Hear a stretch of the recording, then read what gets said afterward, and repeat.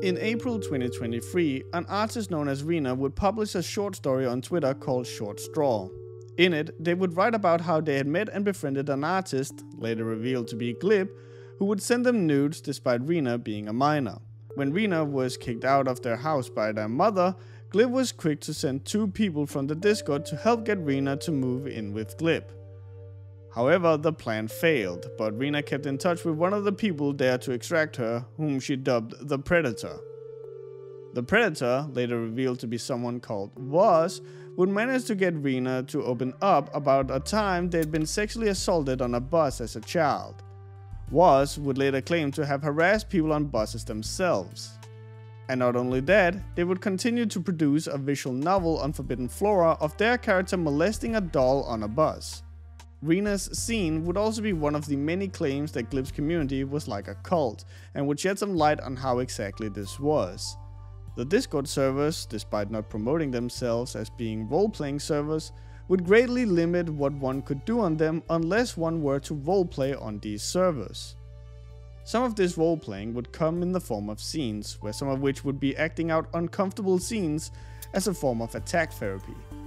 However, no one seems to be qualified to do this properly, and instead it seems to just boil down to harassing someone until they've grown tired enough to divulge their past traumas and insecurities. The servers also seem to use scenes as a form of punishment where they force people to be subject to them berating them while calling it attack therapy and claiming it helps them. The rules are also made in such a way where it sounds like attending these scenes is voluntary when it actually isn't. It is uncertain whether or not the owners and mods of the Discord are aware of what they are doing, but when compared to a lot of studies done by people in the know about cults, a lot of things are adding up, and it would seem that just because Marl was gone, things weren't seeming to look any better.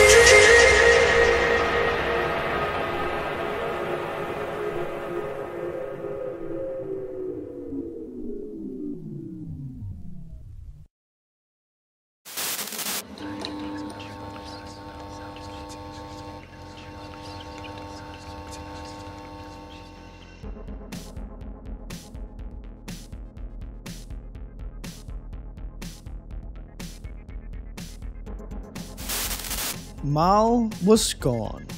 If Glib's own words are anything to go by, almost all of their issues in the past have been either due to the abuse they faced as a child or due to Marl. But now that Marl was gone, surely the problems would stop. However, it would seem that in Marl's absence, more people would flock in to infect the hole he had left. Each one allegedly more broken than the last, and increasingly more and more of a danger to have a fan group of minors near.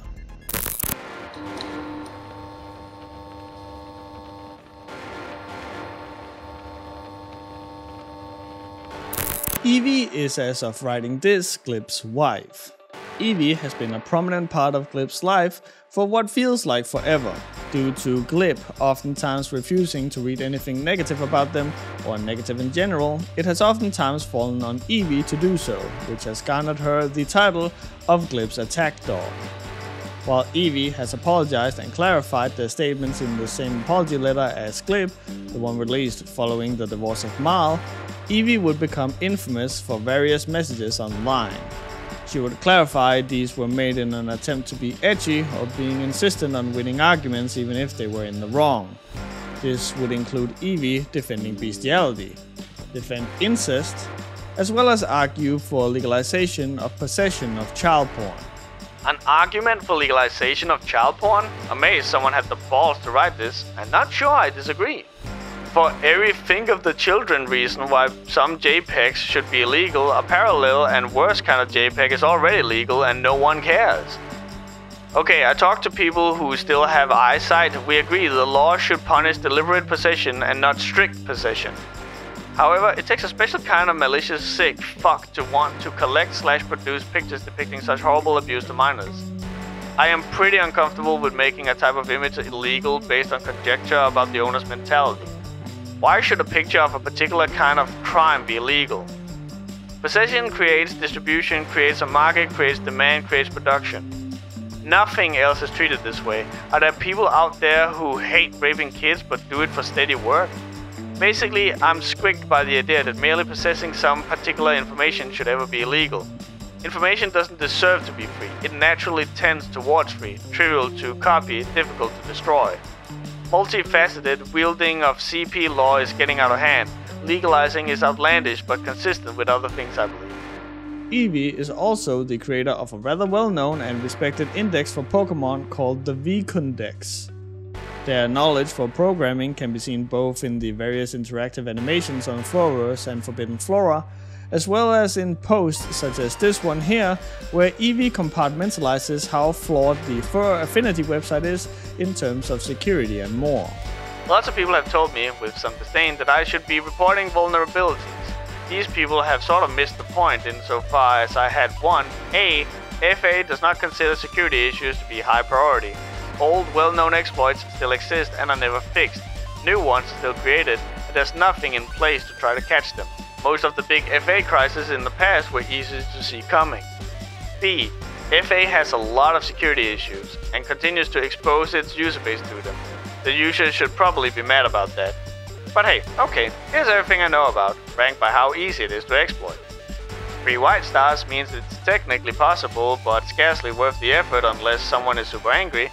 3 black stars means I could be doing it to you as you read this paragraph. No, I'm not. Severity is up to you. Eevee would seemingly also lie about how they, along with Glip, had reacted to finding out about Marl's crimes.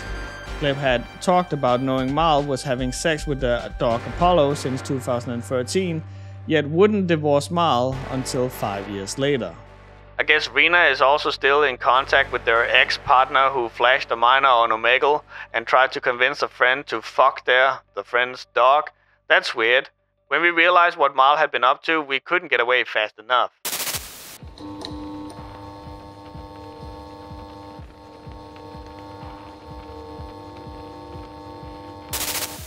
Screen caps from a private conversation between the user Carousel and Final Court would eventually leak onto the internet.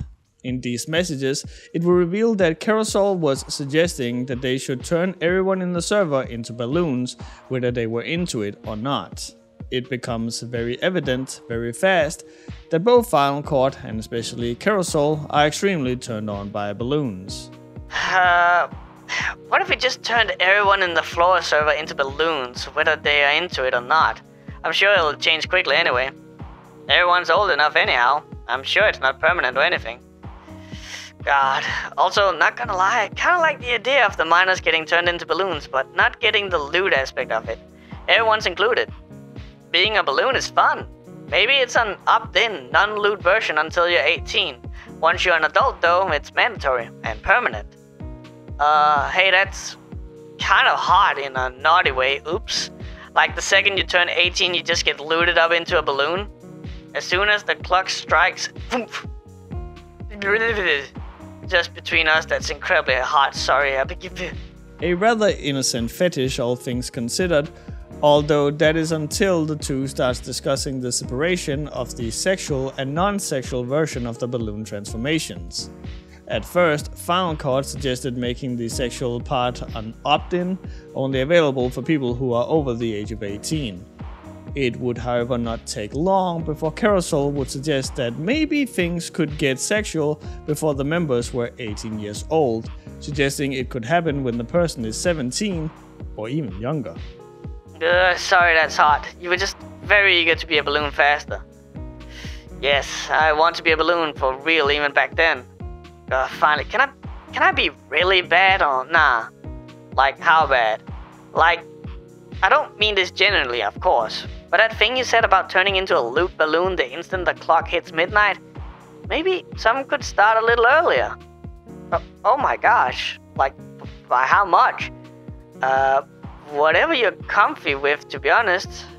Maybe a year or a few or more. You can't show your dick in public, also you're just a kid. Nope, I'm a balloon, so I literally can't be underage. Big oops. Subscribe to Ash's Patreon to get the minor role removed from a month early. Their disgusting fantasies would continue into making characters in the Floraverse comic non-stop rape victims as a form of punishment. I mean, this is just how Topside works. If you mess up, you have to get raped by whoever you hurt. They just keep me leashed up in clear watching indefinitely for everyone to rape as much as they want. It's okay, this is just how you get back into Topside, but they're keeping you like that forever. Fuck, that's good. Topside's permanent rape toy balloon. I bet Rena and Caddy wanna have some fun too.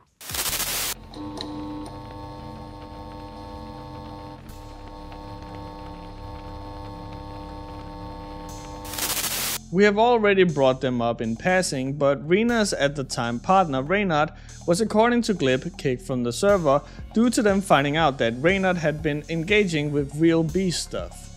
It's curious to note that Glib states they kicked Reynard because they were tired due to Reynard's presence, while they were talking about the harm they and others underwent because of beast grooming.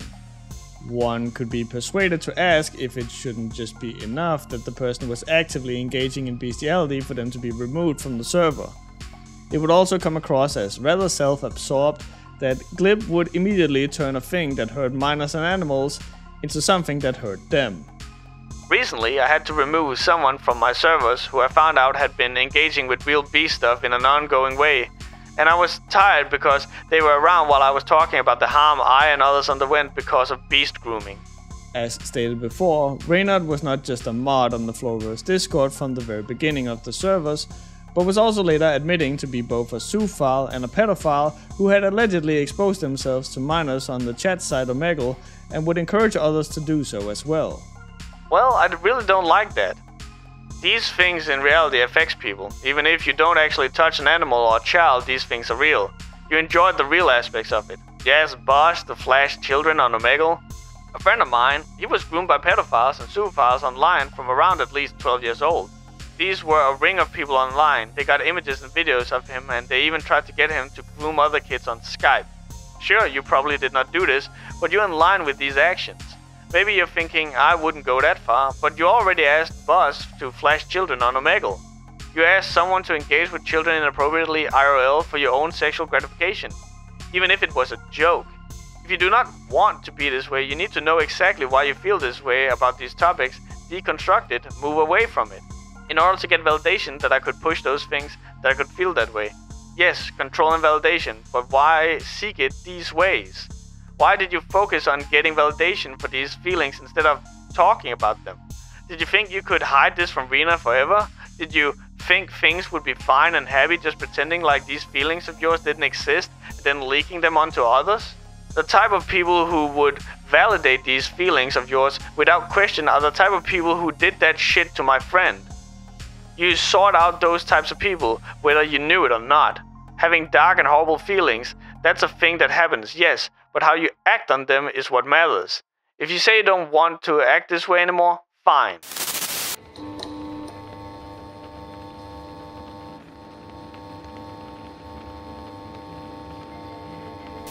Opa is a moderator on the server who would allegedly confess his poor relationship with his wife on the server. From this, the server would encourage Opa to leave their wife and child, who would then move to a different country. It is heavily speculated that Opa was trying to get with Glib sexually even before this divorce too. Around 2020, a Discord member called Jolly would join the community at the age of 19. Jolly would, as seems to be a pattern, be coerced by the community to open up about their trauma and difficult living situation. Here, Opa, claiming to be 37 at the time, would supposedly offer to take the 19-year-old Jolly in. The two of them had prior to this had an online sexual relationship in which Jolly would take part of Opa's betting kink, in which the loser would have to obey the winner. I'm 37. I'm definitely old as the community goes. I forget your exact age. I know you're young.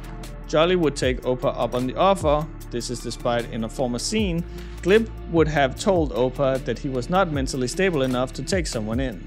However, Opa would continue to take Jolly in a different state only a few months after allegedly meeting them. There are claims that Jolly themselves asked to move in with Opa, yet one can be persuaded to think there was a power dynamic between a 37-year-old discard mod and a mentally unwell 19-year-old who had now been moved away from their home, family, friends and network.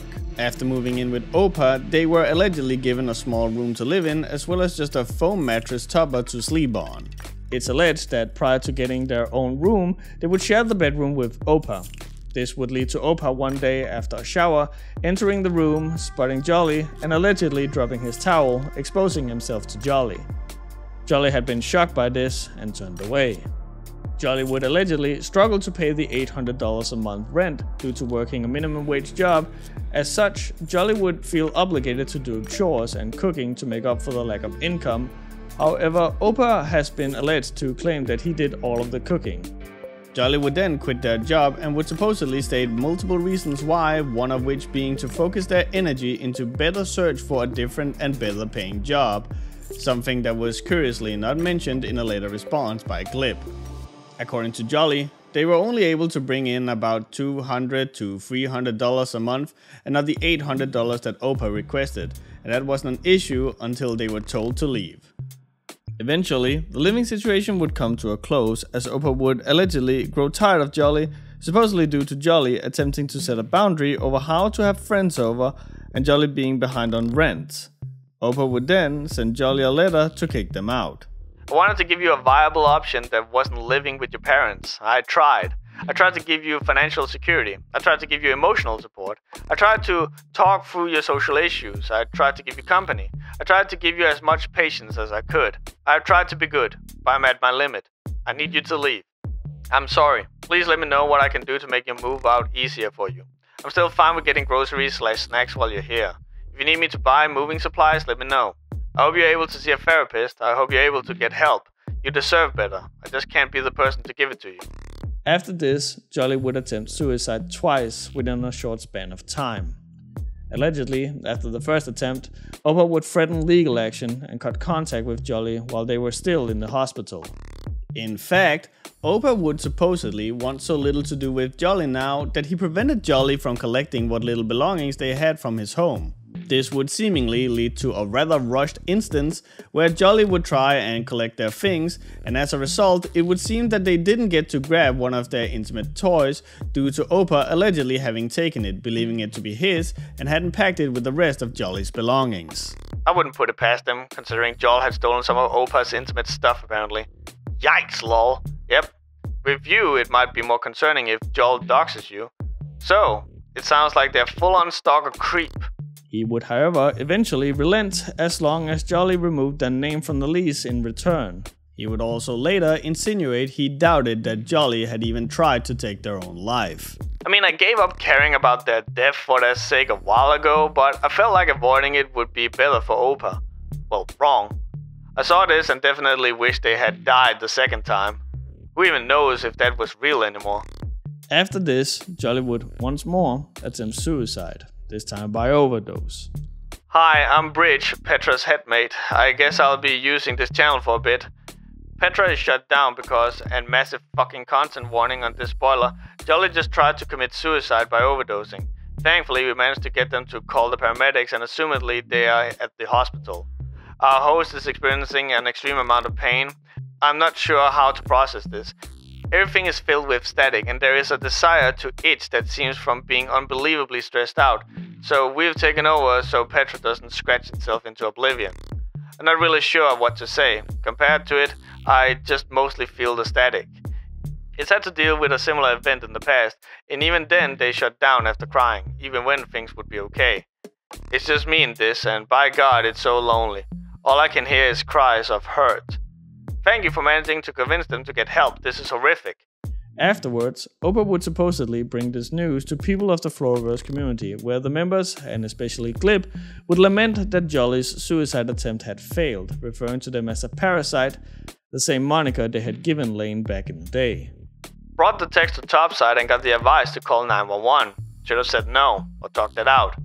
Yeah, actually later told me they felt they gave bad advice there, and that they should have told you to ignore it. But, you know, ticking clock. Who cares? I'm really sorry, but who cares? I don't know why you cared. Uh-oh, if I don't call 911, this deadly parasite might die. This parasite does nothing but kill people after extreme suffering. I should be kind to it, is how it felt this time. Joel announced their intentions to hurt you. Joel acted out specifically to hurt you. That's the point, you stop saving their life. There's only been one internet person I've actively wished would die. Joel gets the honor of being number 2. I don't care if anyone thinks I'm a bad person for it. They've managed to trigger my EUPD so bad that I've split that far. The fact this person made so many people, including me, go from being worried about their life to kind of wishing they actually succeeded in ending their life in such a short amount of time is so incredibly fucked. Like, God, I don't want to feel this way about someone. I don't think anyone does. Fuck Joel, man, what the hell? Meanwhile, Opa would seemingly get little to no criticism for any part of this that he had. As a result of this, Glib would also proceed to release a statement about the whole thing, where they would go on to say, I hope Joel gets help and is able to stop lashing out at the community for not tolerating Joel's self-harm and suicide attempts. While I agree Joel is clearly acting from a place of pain, they are also acting in extreme emotionally manipulative ways, and it's not something we can tolerate. Which is a stark contrast to how they had, according to leaked Discord messages, claimed nothing short of 3 times that they didn't actually care, rather wishing that Jolly had just died. Glib would later make a follow-up statement about Jolly in which they tried to convey that they were in the right for wishing Jolly had died, not at all addressing how they had initially said they wished Jolly well while wishing their death behind the scenes. They would also state that they try to act with saving lives in mind, which are in stark contrast to what we have seen and will continue to see with them telling someone, quote, fuck you, you could die and nothing of value would be lost.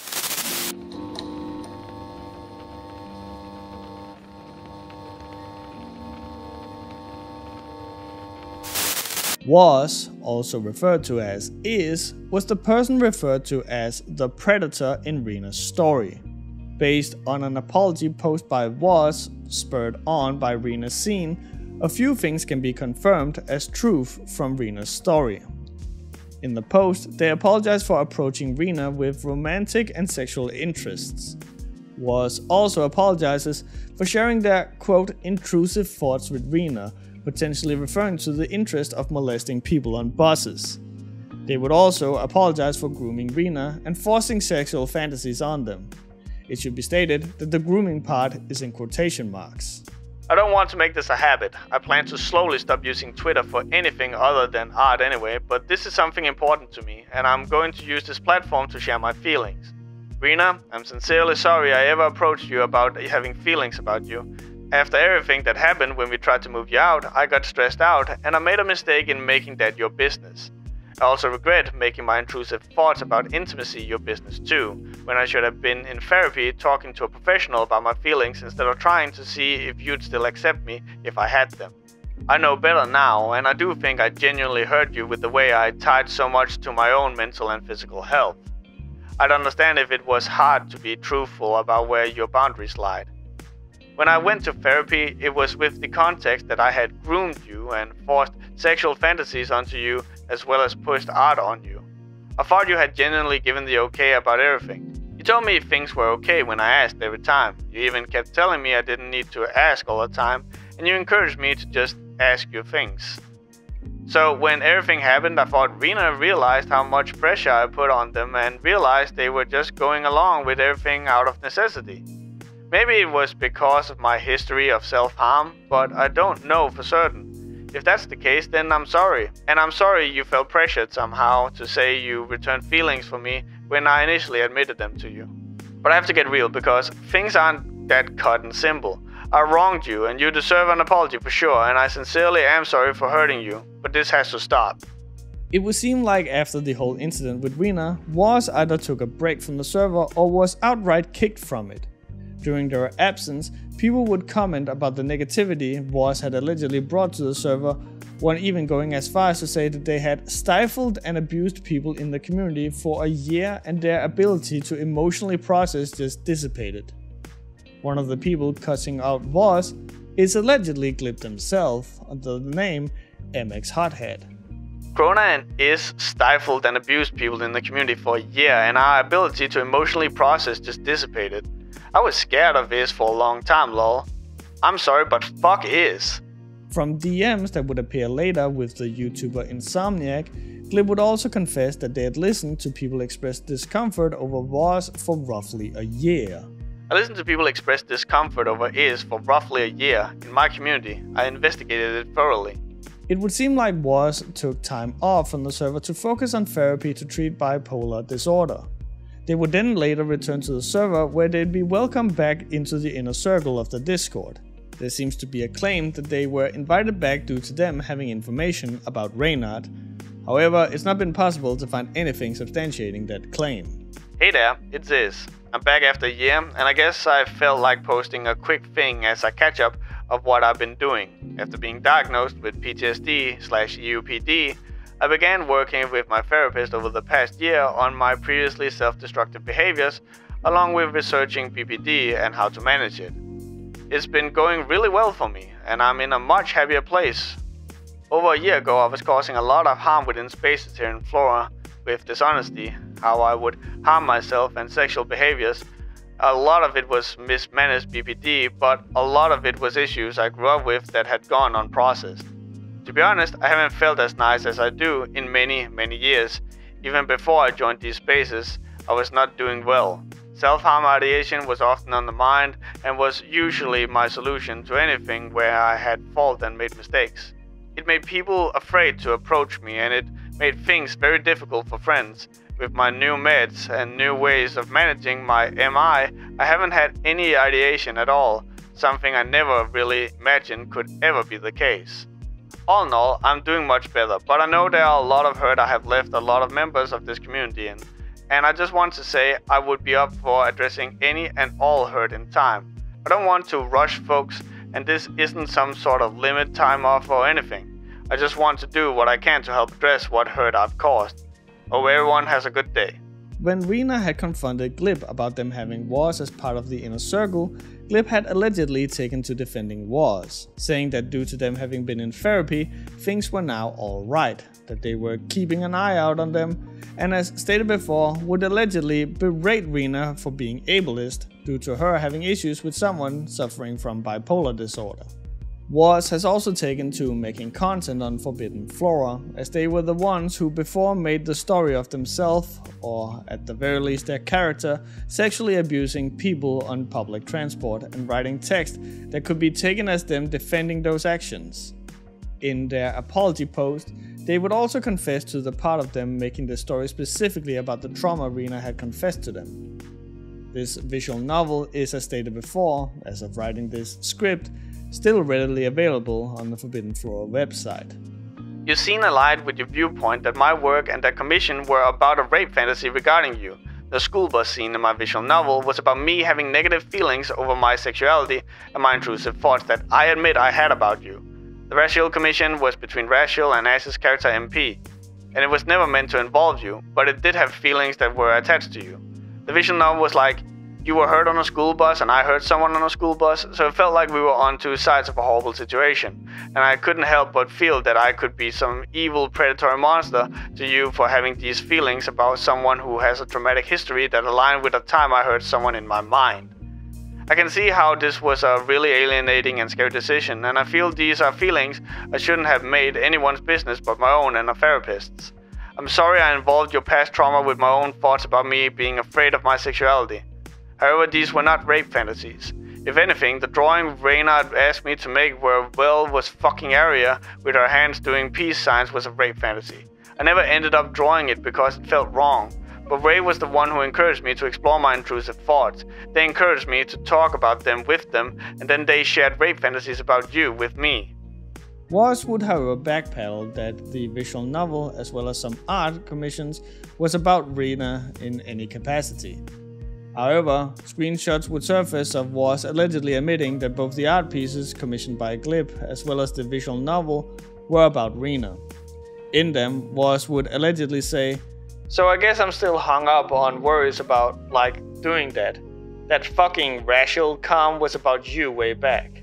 and Rena, half of the visual novel feelings I did were about this is the kind of monster I would be if I let my urges out with regards to feelings like I have about Rena.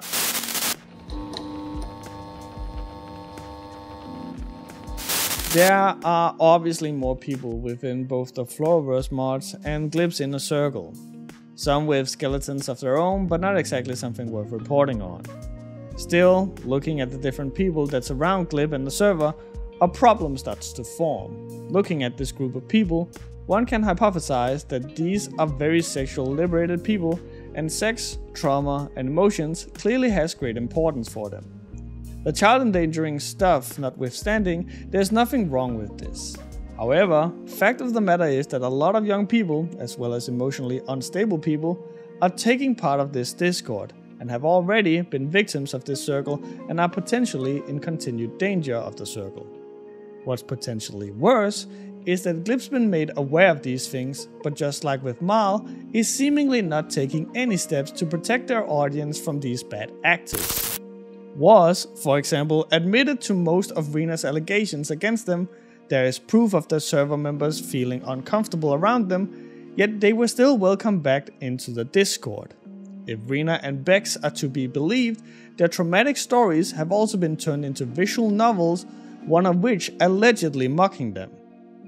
There seems to be an air that Glib and their inner circle seem to think that they know what is best for their audience and are trying to do various forms of therapy for their Discord, such as the aforementioned attack therapy, and judging from what Glib themselves have said, it seems like you either have to take part of that or leave the server. And you feel like you have to do a scene if you're gonna stay in the server, don't do the scene. Please just leave the server. That's my honest ass opinion here. I don't want people doing stuff they don't want to do. If they're not compatible with the space and they can't talk about conflict, that's fine. Don't be here. This is despite no one involved in the server seems to have any qualifications when it comes to neither psychology nor therapy. If Glib is to be believed, it originated from the feeling like they personally needed the attack therapy and would then later go on to include others. Various members have come out after these scenes and stated how they weren't comfortable making them. Obviously, one cannot put the blame on Glib and the circle for this if the participants had initially consented to take part of the scenes. But it still shows that not everyone seems to think that this helps them as much as Glib and the circle believe it does. And it would appear that very little is being done to change this style of attack therapy despite the people coming out about how it hurt them. Instead, according to Glib, it seems like they have to take part of them or leave the server. The Floraverse Discord's biggest issue, judging from all of this, seems to be that Glib has a history of exposing minors to things they are not mentally ready for, such as sexual material, and not just the typical orthodox sexual stuff, but stuff where rape, pedophilia, zoophilia, and sexual trauma plays a big part. Whether this is because of Marl, as Glib seems to claim, is unknown, but it seems to have continued even after Marl was cast out, and the remains of Glib's circle has perpetuated this environment in Marl's absence. Glib seems to have a mindset that they wish to expose minors to the type of sexual content they themselves would have liked to experience in secret when they were young to better find out about their sexual identity. This interest would seem to have given way to an almost careless abandon about their content's accessibility to minors, making what seems like a minimal effort in keeping children away from NSFW content and problematic individuals that would potentially prey on them. Based on conversations seen on social media, one could also be inclined to claim that Glib surrounds themselves with yes men, people who believe that Glib can do no wrong and who won't try to steer them right when they are at fault or hold them accountable for their misdeeds. All of this becomes an even greater issue when looking at the Floraverse comic, using cute looking illustrations, vibrant colors, and as of writing this script, even promote plushies. When looking at this, one would be very inclined to feel this is a comic aimed at a younger demographic. So it wouldn't be a reach to say that the majority of people taking initial interest in the comic would most likely be children and minors, which is in stark contrast to the sort of contents they would likely run into on the self-same comic Discord.